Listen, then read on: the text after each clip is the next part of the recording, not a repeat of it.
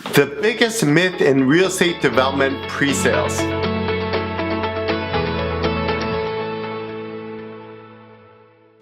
Hey guys, it's Gary here, and I want to debunk the most common myths in pre-sales, real estate development pre-sales. Number one, people say, oh, I gotta join so-and-so's VIP list. They get first dibs and everything like that. Oh, but so-and-so has first dibs. They're super close with the developer. Let me tell you, everyone says that they have VIP status. Everyone says, oh yeah, I'm ultra VIP, and if you join my list, you get first dibs for everything. And if you just join me, you're gonna get the best price or whatever. Everyone says they're close with the developer. Oh yeah, the developer is my brother's friend's uncle, or like the developer and me are like this. Yeah, we're buddies, like we're long sworn brothers. Everyone says that they know the developer because they want you on their list. They want you to think that they've got the ins and outs. You know, I was talking to one of my clients who does a lot of business in China, and there's a common practice that happens. When he's doing business in China, he's trying to reach the decision makers. But everyone says that they're the decision maker. Every political or politician that he meets, it says, oh yeah, I'm the decision maker for this particular real estate development, or I'm the guy in the city hall that makes all the decisions. Oh, I'm close with the president or the prime minister or so and so. Everyone says that they're the big honcho. You know, they're the rainmaker, or they're the decision maker. I think in this practice happens all over the world. Everyone wants to give the impression, yeah, me and the developer are super close, and me and so are super close. So if you work with me, then I'll get you some special discount or special pricing or something like that. I'm not saying that's completely false, but you gotta be careful, because sometimes when everyone says that they're a VIP or they have VIP status, you gotta be careful. Do they really have VIP status? Do they really know the developer? So when I say that the common myth is that everyone says you are VIP, I don't think that's true. You have to be very selective. Look at the realtor. Look at the realtor's connections. Look at their history, their track record. Do they really have the connections? The number two myth I'd like to debunk is that VIP status means you get the best price and you get the best dibs and you get the best options or best property, best unit. That's not true. So in many developments, they advertise the cheapest units just to lure or get lots of PR, or lure a lot of people into the door, get people's foot in the door, attract a lot of eyeballs. So for example, they would be like, oh yeah, $199 or $299. Our condos starting price is $299, and then where the market around is, let's say the average price of condos around $400,000 or $350,000. So $299 for a brand new pre-sale looks very attractive. But what they don't know is that just because you're VIP status doesn't mean you get the $299 condos. The $299 condos are generally for the grand opening. Why? Why? What do you mean? Are you sure? Yes, because think about it. You're the developer. You advertise $299,000 condos, and then you have a bunch of VIP realtors that you're connected with, and then you sell all the cheapest units, the $299,000 one bedrooms or two bedrooms. Your like cheapest $399 two bedrooms or something like that, and you sell all of them. Then grand opening comes along. You have a lineup. 200, 300 people outside your presentation center, and they all come in. You're like, oh, sorry guys, we're all sold out of the cheapest units. They're like, what the hell? And you're gonna get a lot of angry customers, and it's gonna tarnish the developer's reputation significantly. A lot of bad PR is gonna happen. People are not gonna trust that developer's marketing and promotions in the future.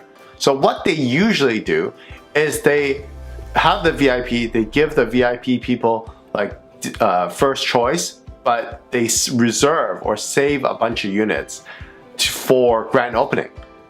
They might sell a couple of the cheap units to some VIP realtors, but they are going to keep some of the units for grand opening. So it doesn't look like a bait and switch. Hey, it's $299, and then people come in, what's the cheapest price? Oh, $400. What? I'm like the first 5 in line. You know, that's just ridiculous. So just be aware of that. Just because you are a VIP, you're a client of a VIP realtor who has first dibs or whatever, doesn't mean you get the best units or the cheapest units. And second to that is you don't necessarily get the best price either. So you might get first choice, and then first choice comes along, you get to choose the floor plan of your choice. But don't forget, the developer doesn't release all the floor plans right away. They like to release some of the good floor plans, some of the bad floor plans, or not bad, but undesirable, less desirable, right? Because think about it, you're the developer, you have 200 floor plans. Chances are not all of them are going to be like the best floor plans. There are some that are facing better directions, better layouts. They don't want to sell all the good units first and then give all the leftovers to people coming in later. If you're the developer, are you going to A, sell all the good units first, B, sell all the bad units first, or C, sell some of the good units and the bad units mixed together, and then later on sell some of the good units and bad units, and then release some later, some of the good units and some of the bad units? Which one do you think will sell out the entire project? Chances are it's going to be C. So I've seen cases where the VIP realtors, they got their clients in, they got first dibs, and then a couple of months later, the developer's holding a promotion, a special, and offering discounts on some units. And sometimes these discounts make the unit prices even cheaper than the ones that were sold to the people who got first dibs.